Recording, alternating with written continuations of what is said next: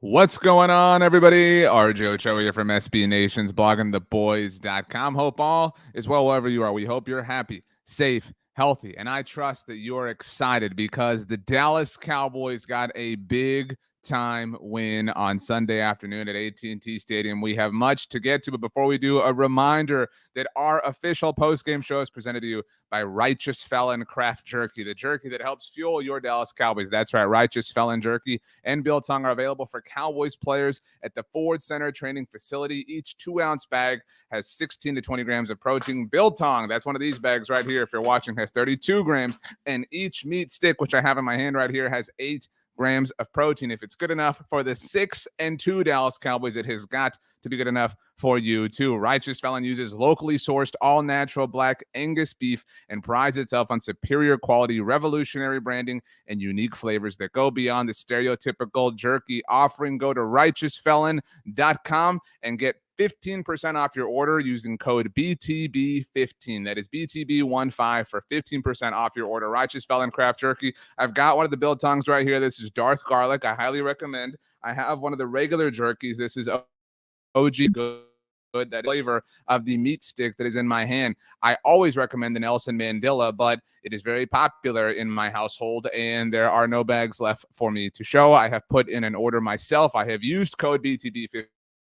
Saved 15% off of my order. All right, let's get to it here. Loco Texas, by the way, says, I misread that, is the Righteous Felon Craft Jerky of the game. I nominate Tony Pollard. He brought the energy and flavor, I think you meant, Loco Texas, you needed for this yummy game. You know, I think that we could obviously get to, who the Righteous Felon, flavor of the game is. It's really difficult to get to, but let's go ahead and do it right now as you get to the point here. Righteous Felon Craft Jerky player of the game right now, we have to start here, is in fact, thank you Loco Texas for the shout out, Tony Pollard. Tony Pollard was incredible for the Dallas Cowboys on Sunday afternoon. His final stat line, I hope you had him in your fantasy lineup: 14 carries, 131 yards, 3 touchdowns on the ground. He did chip in 1 catch for 16 yards. So kind of slacking in the aerial department, Tony Pollard. The Dallas Cowboys were incredible. The Dallas Cowboys were on fire. The Dallas Cowboys offense woke up against the Chicago Bears, 49-29, the final score. We have a lot to get to, of course. My stock report, stock up, stock down. Spoiler alert, there is a lot of stock ups to get to. There's one stock down that I'm very pissed off about, but we have your comments as well. RG says, Dak is back, baby. Totally agreed. Perry Peters, thank you for the super chat, says, our fearless leader is back. Talking, of course, about Dak Prescott. From the first drive, it was already feeling like Dak isn't taking anything for granted this year. The way he walked in that first touchdown felt very much like 2016. Dak Prescott finished the day himself 21 of 27, 250 yards through the air. That is 9.3 yards per attempt. 2 touchdowns on the day through the air for Dak Prescott. Did have the interception at the end of the first half. That was obviously a struggle. Did have the 1 sack as well that he took. Sacks are a quarterback stat.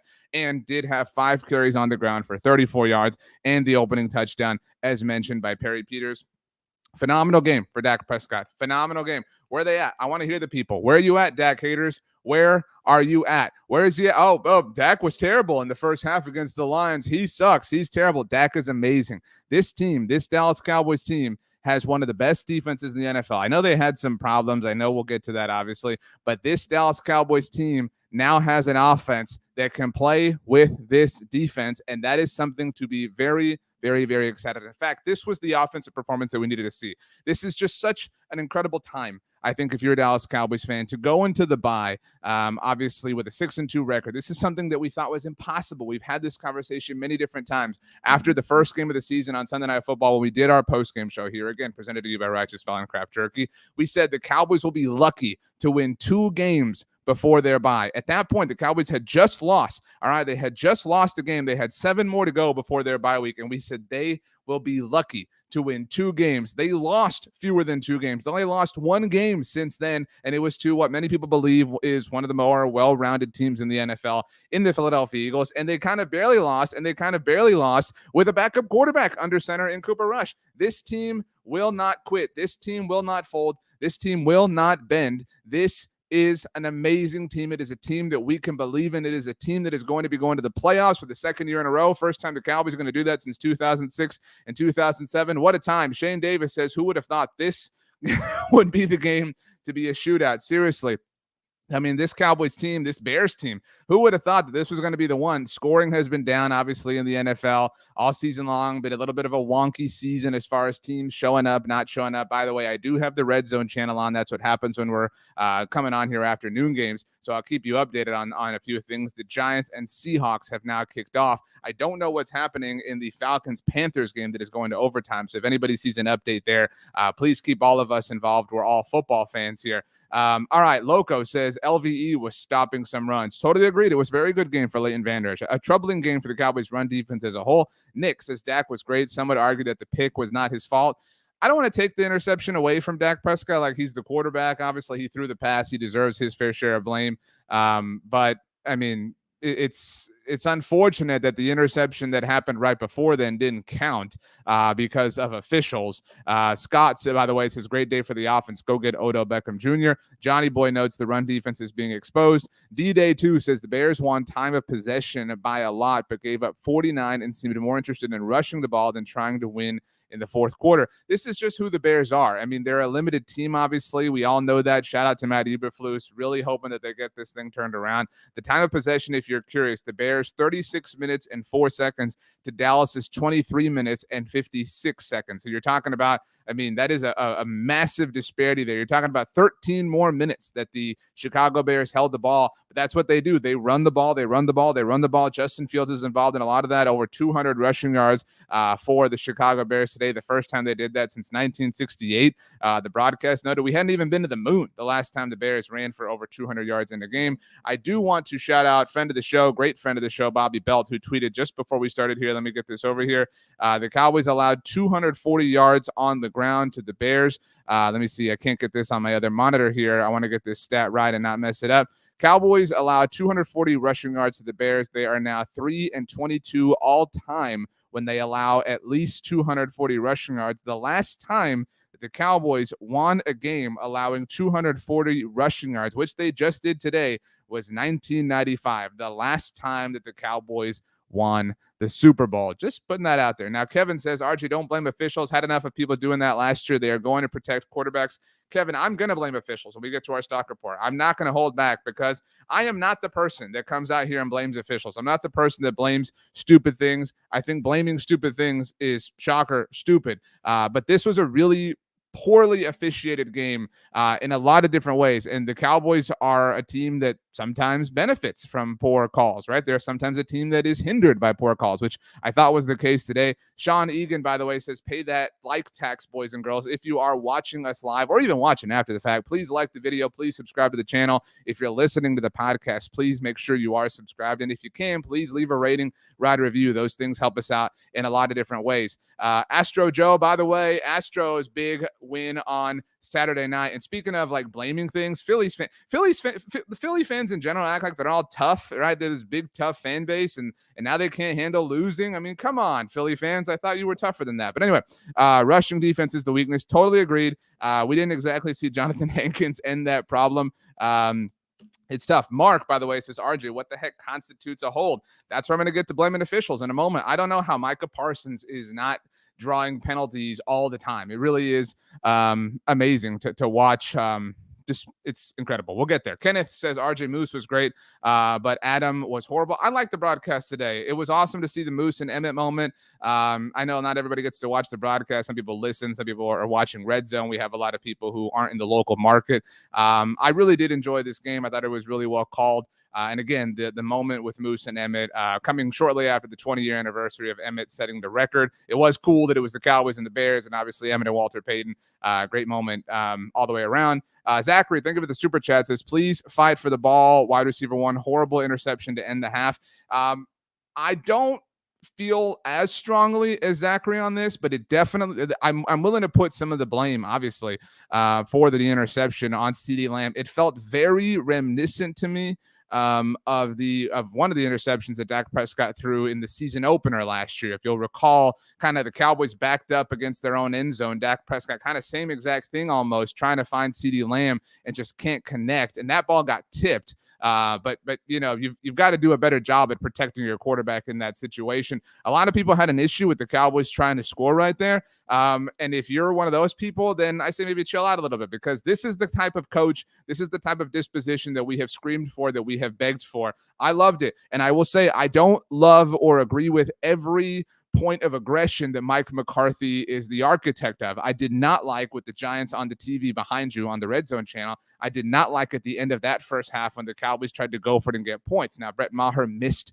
that field goal, so you can argue that it was almost successful, but I did like it here. I loved the Cowboys saying, who cares if we have a 14-point lead? Let's go get more points. We have a quarterback who's playing out of his mind right now. Let's do this. Let's pour it on. I love McCarthy keeping his foot on the gas. It just didn't work out. And I love doing that because you believe in your offense being able to sustain itself, being able to survive whatever, missteps are going to come if there are consequences. So tough moment for CeeDee Lamb, certainly, but I love the disposition overall. Jerry Jones saying right now outside of the Dallas Cowboys locker room that Tony Pollard's a tweet from Michael Gelkin.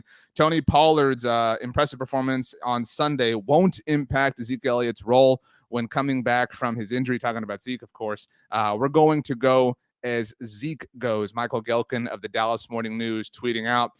I wouldn't put much stock into this. I mean, if you're a Cowboys fan and you're still getting all hot and bothered over things that Jerry Jones says, I think you're letting the moment get to you a little bit too much. Jerry's going to talk, whatever. I think we can trust that the Cowboys coaching staff has earned the benefit of the doubt that they are going to utilize Tony Pollard. Obviously, today Zeke was not there, but they have earned that benefit of the doubt over the course of the previous 7 games, right? And you can argue that this should have been the case for the last 2 years. But the fact of the matter is that they are utilizing Tony Pollard. I'm very content with that. This isn't about like, it's got to be all or not. It's got to be all Tony, all Zeke, whatever. The way that they are working, the way that they are balancing this is fine. I'm totally cool with it. So Jerry, go ahead, have your moment, go off, King. But the Cowboys coaching staff is going to figure out the best way for all of this to ultimately be figured out. I still haven't seen, by the way, still have not seen an update on what happened in Atlanta. I'm really curious about what's going on there.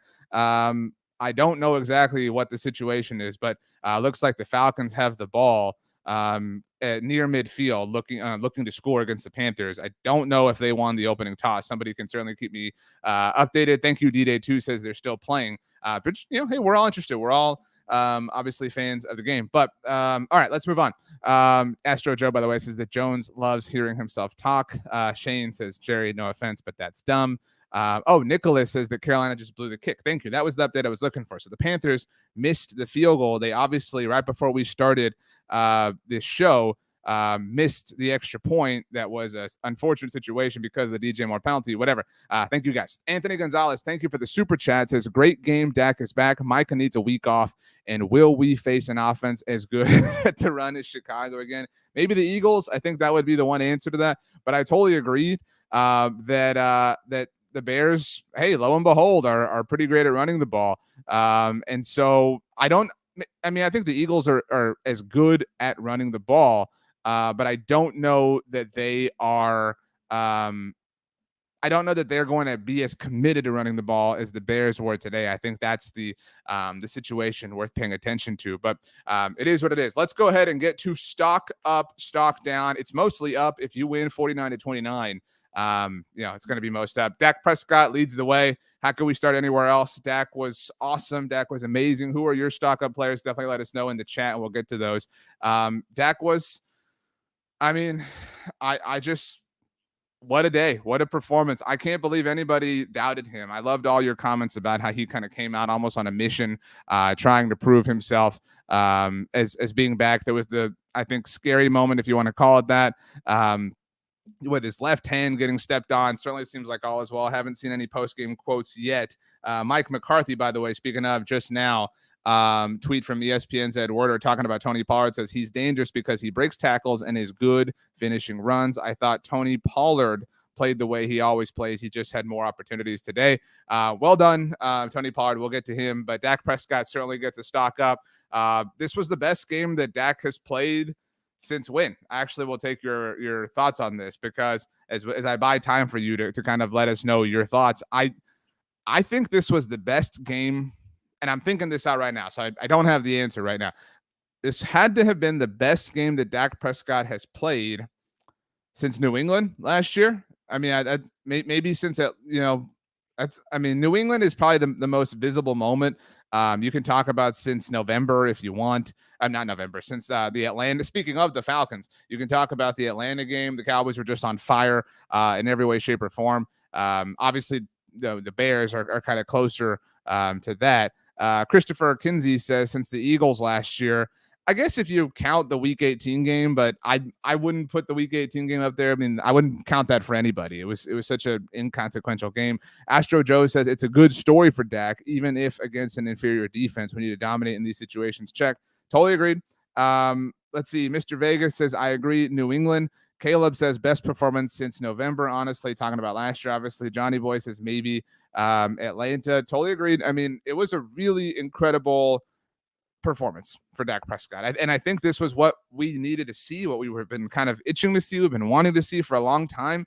And today was kind of the vision, right? Today was kind of if you can get an elite offense, if you can get an elite defense, if you can play sound complementary football at an elite level, good things are going to happen to you over and over and over and over again. And if you are playing that way, you can sustain and survive the weird little runs that happen, right? Whether those runs are born out of the other team being great, or they're born out of officiating mistakes, obviously, and we'll get to there. I know I keep saying that.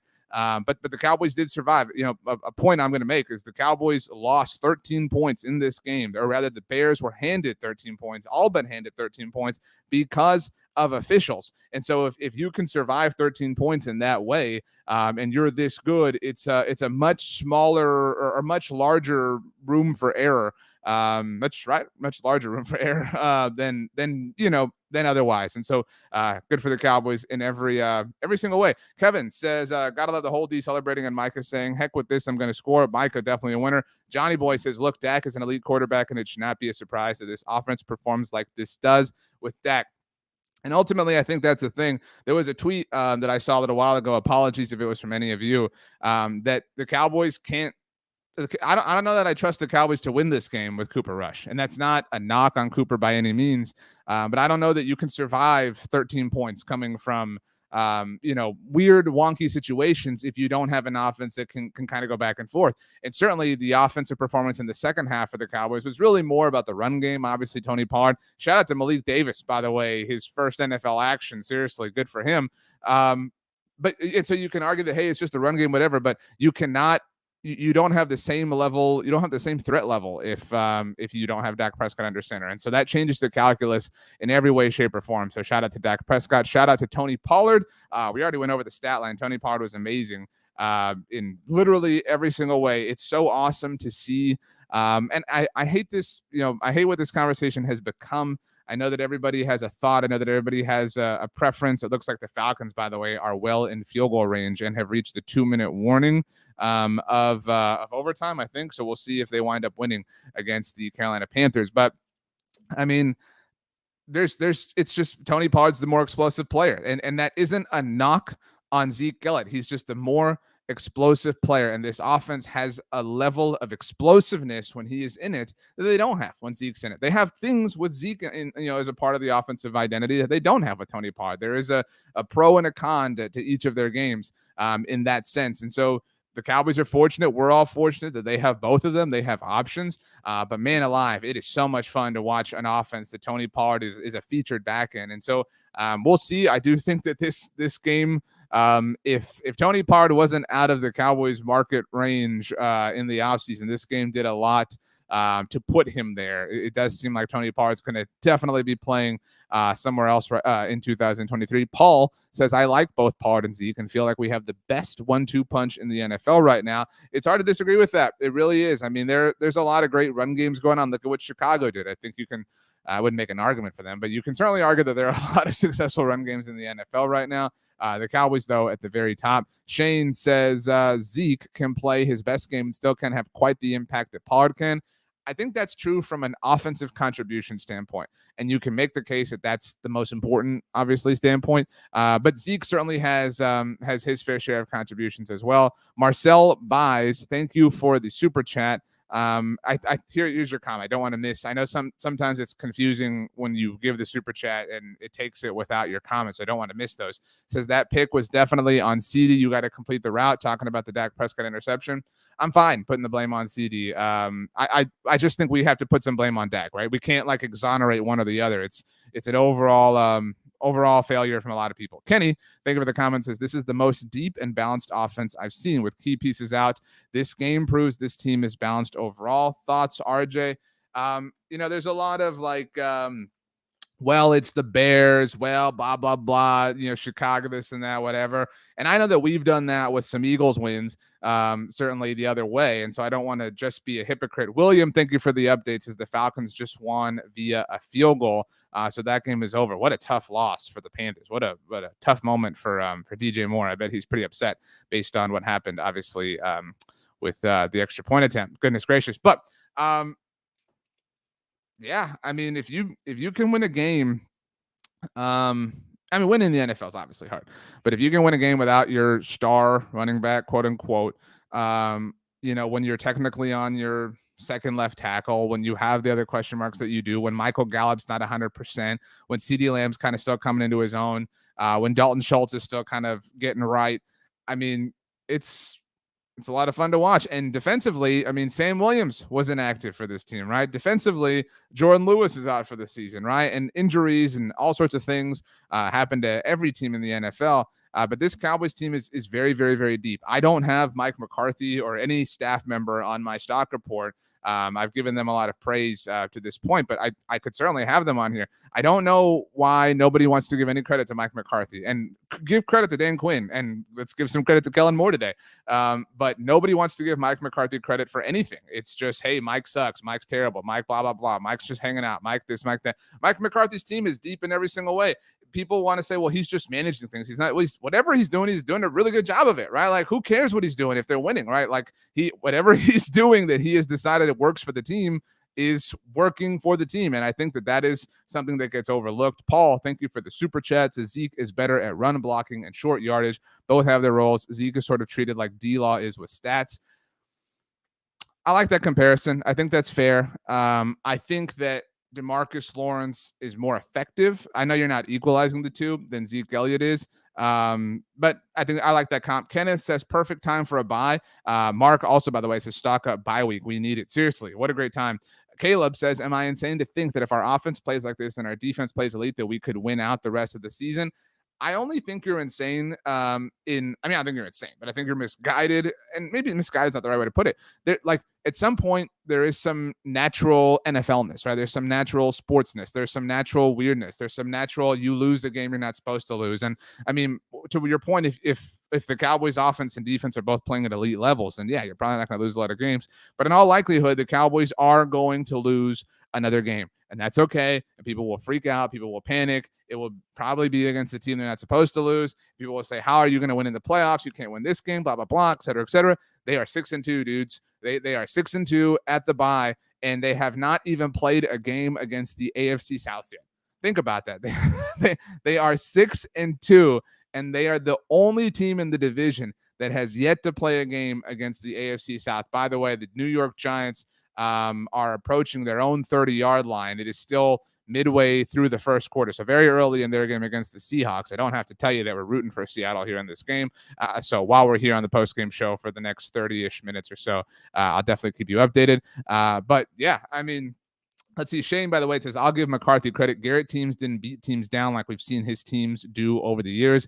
They have an identity. Garrett's teams would not have gone for it at the end of the first half the way McCarthy did. And again, I don't agree with McCarthy every time he does that, every way he does that. You can argue that there's an element of feel that's involved, certainly for NFL head coaches, but McCarthy feels his team out and he knows what he's doing, and it didn't work, but they won 49-29. So like, how can you be upset?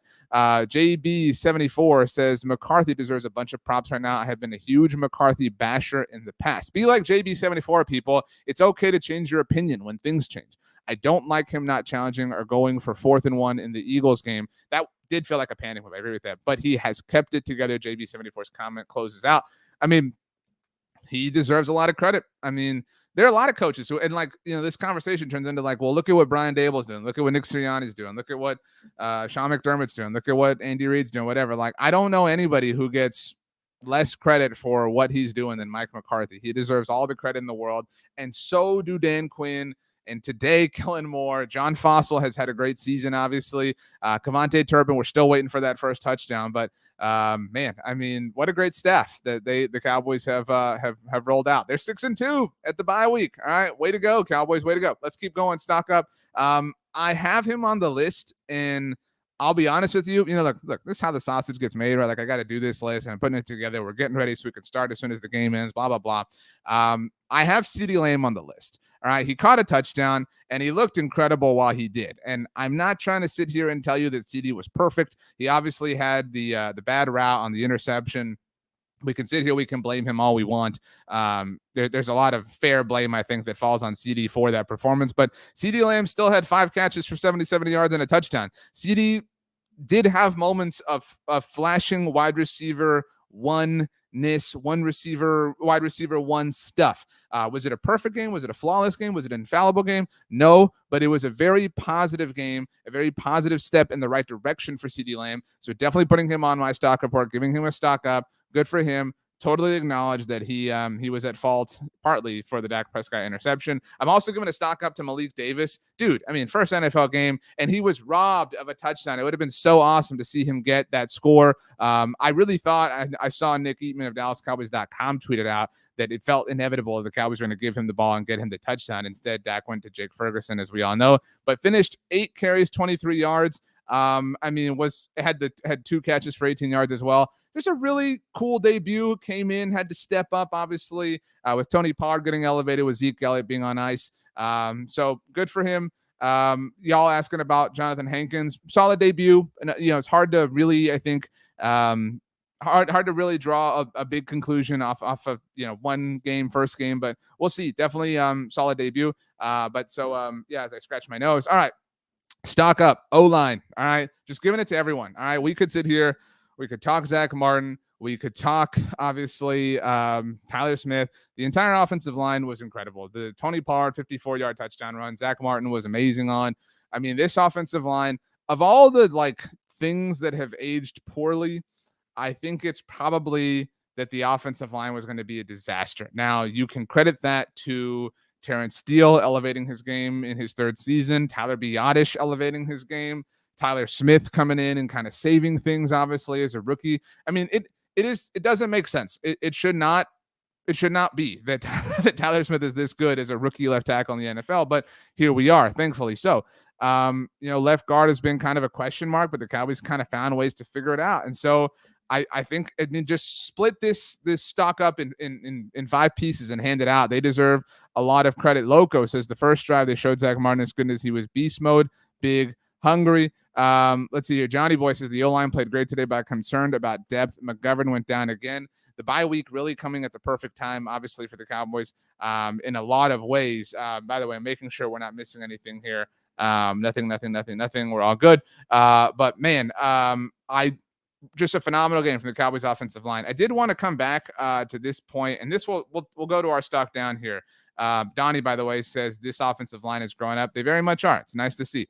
Now, Easton, I hope I'm pronouncing that correctly, Kirby says, did it feel like the Bears putting up 29 points was very fluky, I think is the word you're going for. Yeah, I would say yes. It felt very fluky. And in fact, I only have 1 stock down. So there are 10 members of the stock report here every single week. And so far, we've given stock ups to Dak Prescott, Tony Pollard, CeeDee Lamb, Malik Davis, and the offensive line. So we're halfway through. By the way, I forgot. I do have a staffer on here, so that's my bad. I lied earlier, but I got to do it now. Stock down officials. I've been talking about this for basically the entire show right now. All right. I do not want to be the person that complains about officials. I think that's lame. I think that's stupid. I think it's refusing to acknowledge that you lost, right? Like sometimes the Cowboys lose, right? And sometimes they lose because they're the worst team, in that game. That happens. That's okay. We can admit that. And they didn't lose today. But I hate that this game was so poorly officiated. All right. I don't know what and I know it was a joke last week. I know a lot of you, by the way, want Kelvin Joseph as a stock down. I'm totally fine if you want to give him a stock down. I don't have a problem with it. But it's just I wanted to hype up more of positive things. But I could not overlook this negative thing. I don't know. And again, I know it was a joke last week about Micah Parsons finally drew a holding penalty. I do not know what Micah has to do to get holding calls consistently. I mean, Micah's, I think we're exaggerating. By the way, I'm just now seeing the Falcons game winning field goal. I know we're exaggerating and saying that Micah could get called for holding, or you could call, Bears players in this case for holding against Micah every play. It's obviously not every play, but it is pretty often. I mean, I think that, I don't feel ridiculous or like a Homer fan to say that, officials missed like 5 holding penalties that Micah Parsons could have drawn. So that's my first problem. My second problem is what is going on with roughing the passer. Johnny Boy RN here says officiating can impact the game, which is part of the game, but the inconsistency in holding and roughing the passer is getting to be too much. Obviously, the entire football world had a huge problem with this, or has a huge problem with this. Speaking of the Falcons, there was the Falcons call against Tom Brady a few weeks ago, and then the next day, the Chris Jones penalty on Monday Night Football, and so that became like a big discussion, right? Cowboys got today. Chauncey Golston roughs the passer. I'm only, using some air quotes for the podcast signs here, on Justin Fields on a Trayvon Diggs interception, right? Trayvon Diggs should have another interception. All right. I'm pissed that he doesn't. Chauncey Golston, what are you supposed to do? Now, Kevin says, love you, RJ. Love you too, Kevin. But you sound like the Cowboys after the San Francisco game. I don't think so, Kevin, because look, I think a lot of times Cowboys fans are ridiculous about these things. And I do think it is some big loser energy to blame officials here. I don't have a problem losing. I mean, beat my team, right? Like my Astros lost on Friday night and it sucked. They didn't lose because anybody's against them. They lost because they blew it. Justin Verlander blew it, right? Like you lose because you lose. These are not like objective things. And by nature, there's a level of subjectivity towards officiating. But what is Chauncey? Like that's the answer that I want. Fine, call it a penalty. But what is he supposed to do? I want that question answered. What is Chauncey Golston supposed to do when he's airborne, when his hands are in the air because he's trying to play defense, he's trying to get Justin Fields not to get this pass off? What is he supposed to do? And fine, call it roughing the passer. Make the penalty reviewable. So we can take a look, we can get it right. And fine, the game lasts too long. Who cares if the game lasts too long? We're all devoting our entire day to this anyway. What is 2 more minutes if you have to go review this? We have, we can put all sorts of like technology in our lives. I mean, we can send machines to different planets and stuff, but we can't establish the technology needed to like assess whether roughing the passer is a penalty or not. You have to be able to determine whether or not the penalty is fair. And roughing the passer, I mean, the NFL is obviously going to protect their quarterbacks. They want to protect the most important, most visible players. But man, that is really, really, really, really hard to take. Kevin says the answer on Golston is simple. The league has decided they're going to protect the quarterback, and if you hit the head and neck area on the quarterback, whether anyone likes it or not, that is what the owners want. Again, what JB74 says here, I like, if it's deliberate, fine, but it's not. That's the thing here. If Chauncey Golston's out here swinging his head or his hands and just trying to like take out Justin Fields, by all means, throw all the flags. But what's he supposed to do if he's airborne? I don't understand how there isn't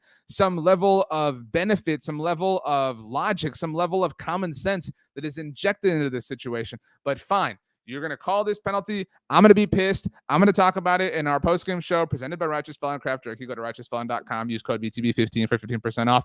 But there's another piece here that I'm upset with, all right? Not only am I bothered that Micah Parsons did not draw a holding penalty, not only am I bothered that Chauncey Golston couldn't do anything else, whether he wanted to or not, I am bothered that the officials did not give Khalil Herbert a fumble when he clearly fumbled. And look, I don't understand how all of this can happen, but the process here seemed to be very straightforward. We saw Khalil Herbert fumble. There seems to be some question as to whether or not he reestablished possession and whether or not he fumbled again after what was then his second possession of that particular possession. That being said, there was no proof that he reestablished possession. There was none of that. And we all have seen calls like that. They happen all the time in all sports, right?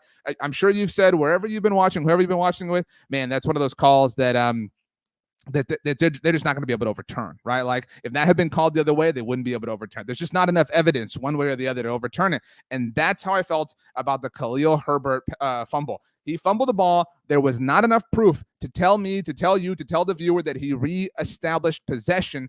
Fine. Maybe you don't think he fumbled it the second time. He did fumble it the first time. And I have nothing to prove, nothing to show that he did in fact reestablish possession. I've said these words so many times together now that I'm starting to kind of step all over myself. And so that being the case, the Golston penalty, the Herbert mess up call, those two things led to 2 touchdowns for the Bears. So we're sitting here saying like, well, was it kind of fluky for the Bears? Yeah, because they had 13 points. Chicago went for 2 on the second touchdown. For anyone who didn't see the game, they didn't get it, which is why it's 13 points. 13 of 29 points were directly, I don't say handed, but directly those opportunities were given to the Bears because of officials. If officials make correct decisions, the Chauncey Golston play is not a penalty. Trayvon Diggs has an interception, and the Bears obviously don't score. If Khalil Herbert turns the ball over, then guess what? He turns the ball over. The officials took away 2 turnovers that the Cowboys defense generated because of questionable decisions. That just cannot happen. Matt says, I agree 100% on the fumble call. He may have regained possession, but there was not enough evidence that he did. Should stay with the call on the field in that situation. 1,000 points to Matt. JB74 says, even Dan Bellino, of course, Dean Blandino, said it was a fumble, and we all know how he rules against this. Des Garth says, I believe that the officials have been told by the league to keep the game as close as possible. That's why they make game-changing calls. See, like, I don't think that. Like, I don't think that officials are trying to, like, I don't think that the officials had Dallas by 9.5 or Chicago to cover. Like, I don't think any of that stuff. I think that they just suck at this. I think that they're just bad at this. And so we have the technology. Let's make sure that we get this thing right. D-Day 2 says that one is common sense. He obviously didn't regain control of it because it came out so easy the second time. Spidey Dude Radio Network says, I felt there were 2 face mask calls missed, 1 for each. Kevin, by the way, says the fumble complaint is fair. I would have let it stand as it was called. I just couldn't tell if he regained control or not. And that's the thing.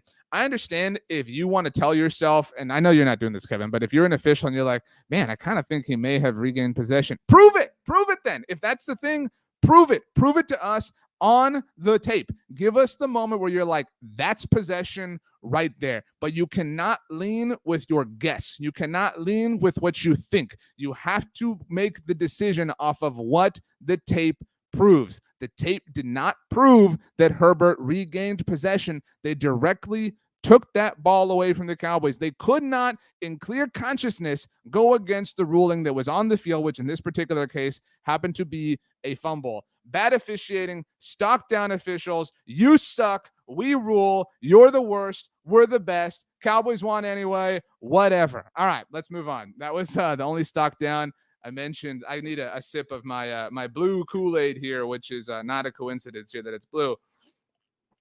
All right, so Cowboys win 49-29. That was not an ad. Just I really like these Powerades. There are no calories, so I drink them a lot. But anyway, by the way, Seahawks starting to move a little bit, starting to have some success on offense. Let's go, Gino. Stock up Kellen Moore. I mentioned that I did have a staffer. I forgot. Kellen,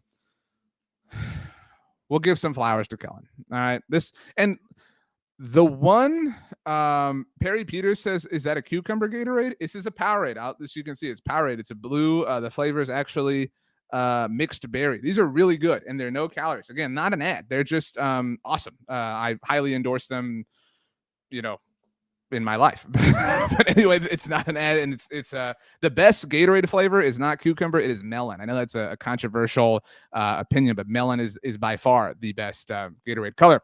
Anyway, making sure we're not missing anything. Nothing. All right. So Kellen Moore deserves some flowers. Now, you can argue that Kellen had far more room to impress than Dan Quinn or even Mike McCarthy. But Kellen, good job. And the argument I was going to make before you guys distracted me with the cucumber thing, you can make an argument that this was the first time this season that Kellen Moore had a functional offense and quarterback. But he should be tasked with making it work no matter what. So good for Kellen Moore. We're happy. We're proud of you. Good job. D-Day 2, I like this question, says, is Fowler the new Gregory, jumping off sides on third downs? Again, yeah, not a great look for Dante Fowler. Dante's had some bad moments this season, some bad penalties. Did have a sack in this game, so that helped everybody kind of feel better about it. Good job. By the way, on the Kellen note, Perry Peters says the tempo was a great decision. I agree. It felt like the Cowboys offense, was an adult in the room, so to speak. So good for the Cowboys offense. Good for Kellen Moore. Proud of you guys. You did it. You proved us wrong. You were right. We were wrong. We're the officials. You're not. Shout out to you guys. Love you. Anyway, all right, let's move on. Again, it's difficult when we have these games at noon because I've got to make sure that nothing is happening in the background, that we're not missing something or whatever, because there's so much NFL stuff happening. Onion77, by the way, says, yep, but Kellen not using Turpin properly. Hey, Kellen's going to tell you that he handed the ball off to Turpin one time. So that's enough. Yeah, seriously, Kellen, what are you doing? By the way, the Greek Bull says Fowler played well the rest of the way. D-Law really hurt us on the edge, sucking inside, stay outside, and we stop a couple of those drives. I'm fine with that. But, I like this from Ryan Preston. Says Fowler, spelling it with a U instead of a W. So like a foul, like a flag. Great job. Garth Kirkpatrick, I know I gave a stock up to Malik Davis. I did not give one to Damone Clark. Speaking of DeMarcus Lawrence, man, I was so happy to see him get that sack, but it would have been awesome if Damone Clark got it. Great job by Damone Clark getting just to play this game. I thought that was impossible myself, so I'll take that L. All the credit in the world to Damone Clark for getting into a position to play it all this season and play well in this small sample size. So very, very happy for Damone Clark and hopefully what he's going to contribute to the Cowboys moving forward. I don't have him as a stock up. I also don't have Leighton Vander Esch, but Bray Nick in our comment section says slight stock up on LVE. Dude is more like an IRA than a stock, though. I like that. This was a solid game for Leighton Van, and that's the thing. Like, it's hard. It's hard to give out stock reports, or stock ups and stock downs. It's hard to limit this to 10. But that's what makes it coveted, right? Like everybody's the Cowboys Super Bowl, Schmooper Bowl. They're here to get it on my stock report, obviously. Really awesome game for Leighton Vander Esch in some respects, but the run defense not being great hurts him. Paul says, I loved the big Bland breakup. I don't have Deron Bland on my stock report either, but you could totally make an argument. Great first game playing for Jordan Lewis now, obviously, who was injured last week. Let's keep going. So I had Kellen Moore. Next up, the tight end group. I said this this past week, I love Jason Witten. All right. I'm not. Oh, Shane Davis has the McCaffrey just threw a touchdown pass. So already a better quarterback than Jimmy Garoppolo. The tight end group. I love Jason Witten. We all love Jason Witten. All right. This is not a shot in any way at Jason Witten. But it's been kind of cool to see the Cowboys develop some young tight ends, right? Like, it's been kind of cool. And I include Dalton Schultz in that mix, right? Like, Dalton Schultz helped the Cowboys survive Jason Witten's retirements, both of them. Peyton Hendershot, Jake Ferguson. Just awesome. What a cool, fun group the Cowboys have going on here. And I put Dalton Schultz in that mix. Cowboys have 3 tight ends who we all really like. They can all block, they can all catch, they can all run. They're all awesome. Great job. I know this is kind of cheating, like I did with the offensive line, but I made the list, so shout out to me. Final stock up before the last one, Donovan Wilson. Man, I've been saying all season that Anthony Brown might be the most underrated player on the Cowboys. It might be Donovan Wilson. And I don't think I think Anthony is the most underrated if you're asking Cowboys fans. But I think if you're talking about a national level, I don't think that enough people are talking about Donovan Wilson. He is amazing. The Greek Bull says Hope Wilson is okay. Totally agreed. We'll see. We'll keep you updated, of course, at Blogging the Boys. But man alive, he is just everywhere. He has been incredible. He has been amazing. And Kevin asked if we know he's okay. Don't see anything yet. So still waiting. This is just what a safety. Cowboys safety room is really, really deep. It's strange. It's uncomfortable. I'm not used to this sort of thing as a Cowboys fan. So shout out Donovan Wilson. You are amazing. Onion77 says, don't forget about Malik Hooker. Totally agreed. Malik Hooker was inactive today, though. So it's hard for me to give him a stock up for this particular game. Garth says, I had Ferguson on my fantasy line. Good for me, although he only had 1 catch. It was for a touchdown. That was awesome. Good job by you. Shane says, Wilson was really good, but so was Curse. Both are always around the ball. Totally agreed. Paul says, we need injury updates. Want to know if there's any news on Tyron Smith as we hit mid-season. Have not heard anything. if Tyron plays, and I throw that out as a huge if.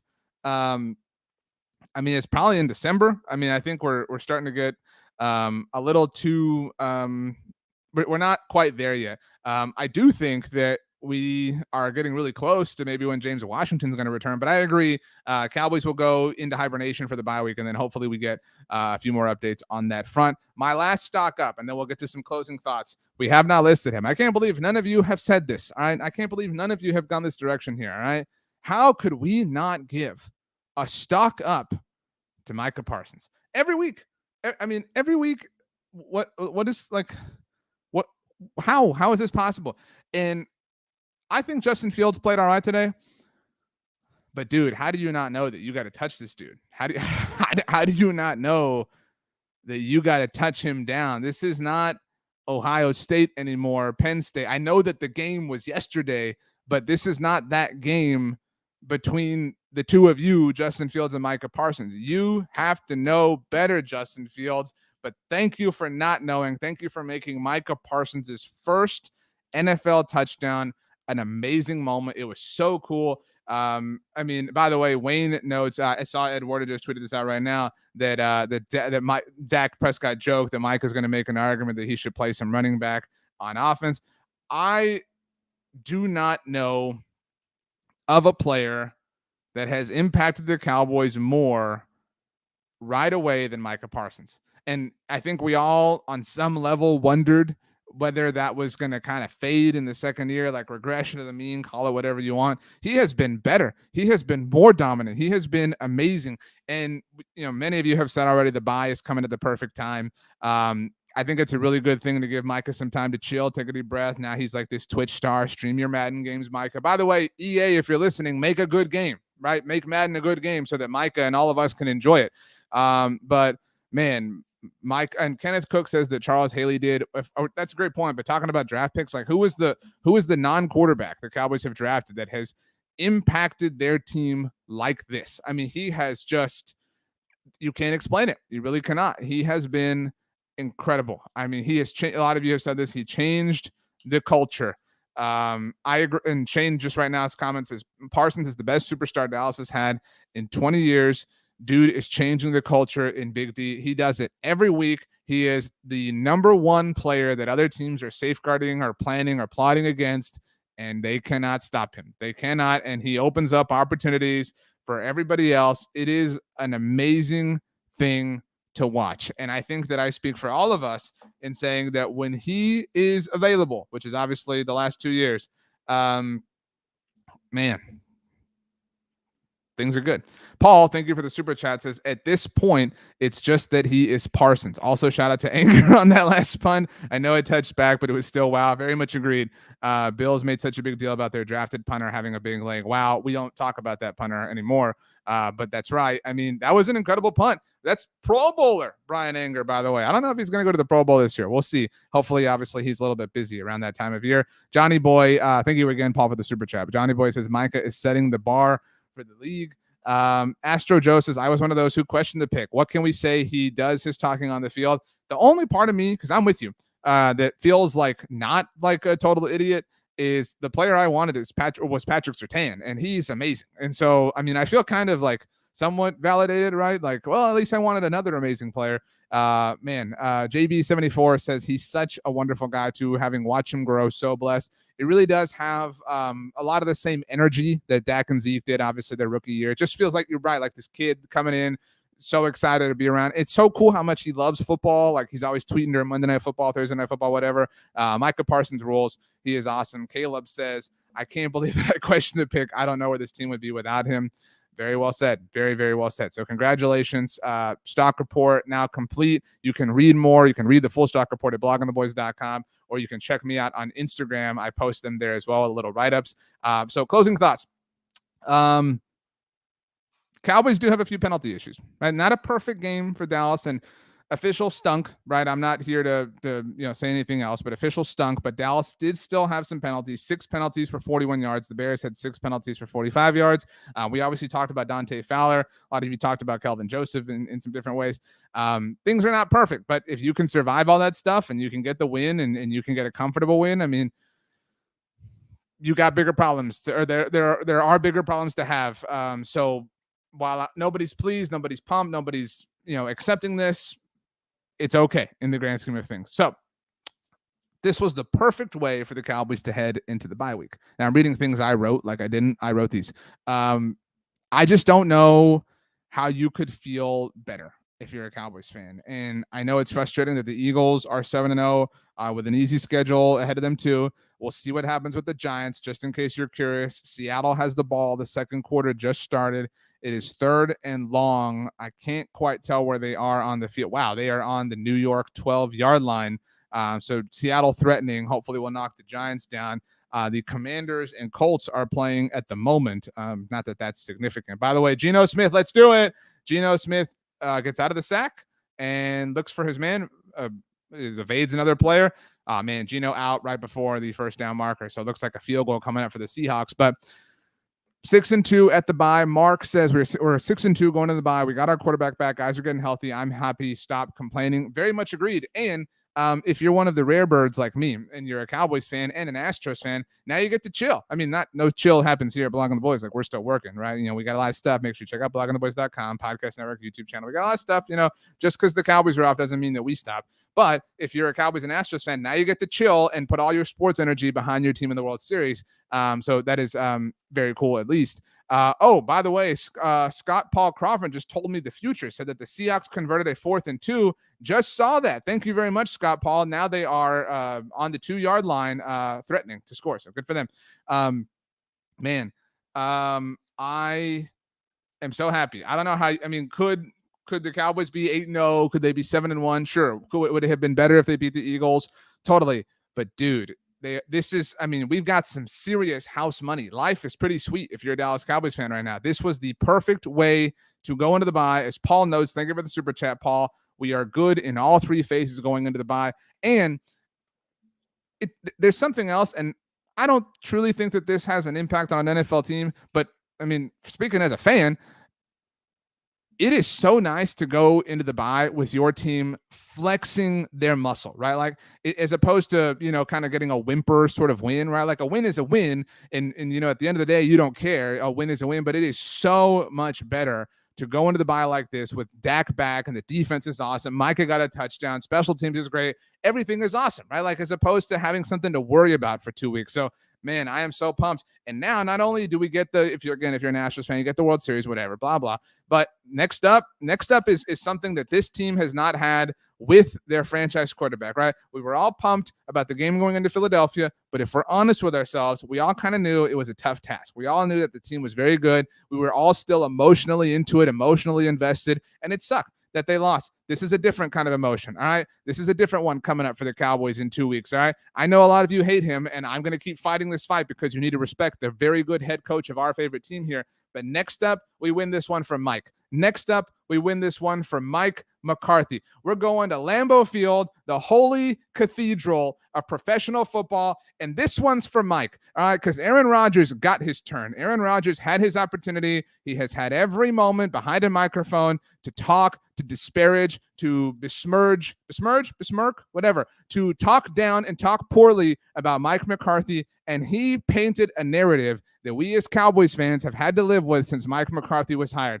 Aaron Rodgers made it seem like with everything he has done, and granted, he is an amazing player and has done some amazing things in the NFL, but Aaron Rodgers waged a war of public relations against Mike McCarthy, and he won. And so Mike McCarthy has had to take that for the last 4 years almost. Now it is time. We have the horses. Let's head to Lambeau Field, and let's get this one for Mike against the dude that we all hate. All right, Mike, you, us, we, all of us, Dez caught it. We're here. All right, Dez caught it. Jared Cook, Mason Crosby, Rodgers didn't fumble. Jeff Heath got him. All that stuff. Next one is for Mike, and we get to put all of that emotion into one game coming off this massive high. I mean, man, it is a really, really, I'm terrified. Don't get me wrong, but it's really fun, right? Like, at the very least, you want this to be fun. You want it to be emotional. You want to be into it. 2 weeks from today, the game will have kicked off at this exact moment. But 2 weeks from today, that weekend, That is the time is going to have changed. It's going to be awesome. It's going to be epic. The cooler weather is going to be here. That I'm telling you right now, whoever you are, however you're watching or listening, that weekend, you're making something in the crock pot. All right. That's a perfect crock pot weekend. You get a meal. The house smells good. It gets a little bit warm from the crock pot, and you sit down and you focus. 2 weeks from now is for Mike McCarthy, as Brandon mentions, the revenge of McCarthy. Whatever you guys are going to make in the crock pot, let me know. If it's a good recipe that you're proud of, maybe I'll copy it. All right. I'll tell my wife I made it up. So I'll get some cool points in my household. Seahawks touchdown, Geno Smith, DK Metcalf. Way to go. Lots of you telling us. Appreciate it. So next one's from Mike McCarthy. Next up, closing thoughts. I didn't talk about this, but the Cowboys were incredible on third down. Oh my gosh. Cowboys were amazing on third down against the Chicago Bears. Third down efficiency, 9 of 11. 9 of 11. On third down. I don't care who you're playing. I don't care how good they are. I don't care how bad they are. If you are 9 of 11 on third down, defense is elite. This was an elite performance by the Dallas Cowboys in every way, shape, and form, which again adds to the reason why we're all feeling so good going into the bye week. Speaking of, by the way, as we close up here, a reminder that our Righteous Felon Craft Jerky player of the game, Tony Pollard, go to righteousfelon.com. Use code BTB15 for 15% off your order. The best beef jerky in all the land. All right, we do this every week. So let's go ahead and do it now.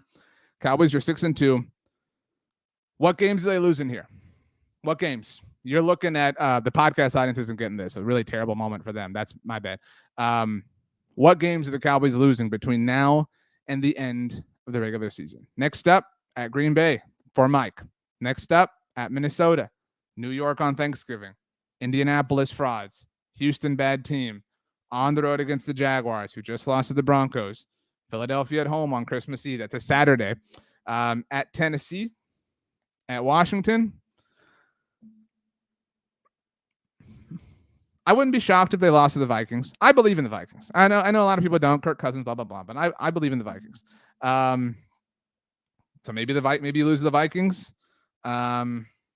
Maybe you lose one of those AFC South games just because football's weird.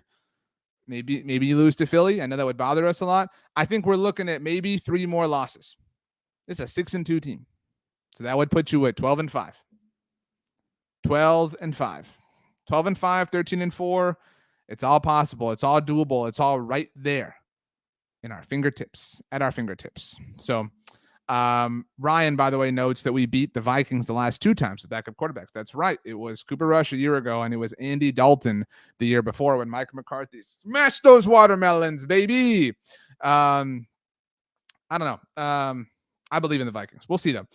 Caleb says Minnesota, Philadelphia, and Tennessee are really only the scary teams for me. If they go out and pick up 2 wins in those games, I'll be very content. Agreed. And even if you only win 1, right? Like even if you only win 1 of these games and you win the ones that aren't scary, you're still a 4-loss team. Like this is a very, very, very, very good team. Very, very, very, very, very, very good team. Shout out to the Cowboys. Shout out. I mean, they did it. They proved we've made our apologies. We doubted them. They couldn't get, things right at the end of the first week. And they deserve a lot of credit. They deserve a lot of credit. They won't get it from some people because the same national lazy narratives will be, well, McCarthy sucks. What does he do? Dak, oh, it was the Bears. Oh, what's going to happen with Zeke? Blah, blah, blah.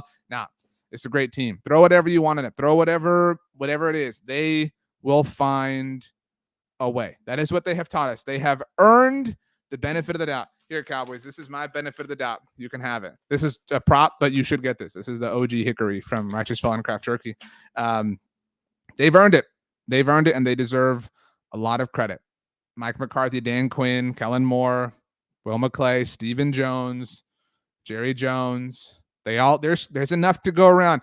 Ironically, there's a lot of pie. There's a lot of pie to go around. We can cut up all sorts of slices. We can hand it out to each one of them. They can all have their fair share because they have earned it together. So shout out to them. Shout out to you. Shout out to us. Shout out to Micah Parsons again, and shout out to Justin Fields for not touching him. So, JB74 says Cousins is bipolar, depends on how he plays the week before.